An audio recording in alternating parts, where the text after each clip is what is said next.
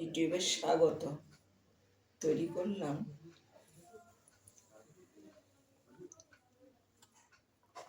ফুলকপির পাতার শাকটা বেগুন দিয়ে ভাজা।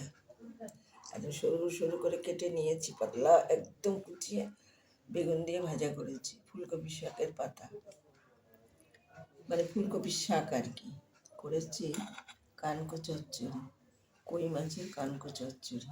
কালো জিরা ফোড়ন দিলাম, পেঁয়াজ দিলাম, আর দিলাম একটু কাঁচা লঙ্কা, একটু গুঁড়ো লঙ্কা, নুন, হলুদ, ব্যাস।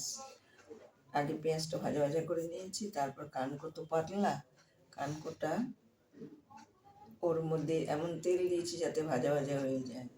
খেয়ে দেখবেন দুর্দান্ত লাগে, মুখে থেকে ছাড়বে না। আর করেছি তেল কই, নতুন আলু দিয়ে আমি ভাপিয়ে নিয়েছি আলুটা, তারপরে কষিয়ে করেছি।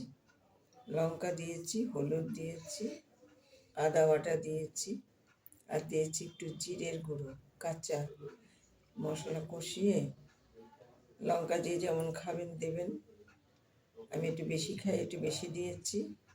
আর তারপর মাছটা দিয়ে দিয়েছি, দিয়ে আলুটা গলে গেছে। তারপরে আমি শুদ্ধ গরম মশলা দিয়েছি, গরম মশলা দিয়ে রান্না করেছি তেল কই।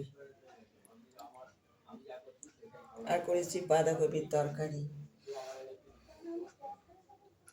জিরে ফোড়ন দিলাম, এটাতেও জিরে ফোড়ন দিয়েছি, কই মাছেও এটাতেও জিরে ফোড়ন দিলাম। দিলাম ধনের গুঁড়ো, দিলাম জিরের গুঁড়ো, লঙ্কা, হলুদ, একটা পাকা লঙ্কা দিয়েছি, আর গুঁড়ো লঙ্কা দিয়েছি, হলুদ, নুন, মিষ্টি পরিমাণ মতো, যে যেমন মিষ্টি খাবে সেরকম দেবেন।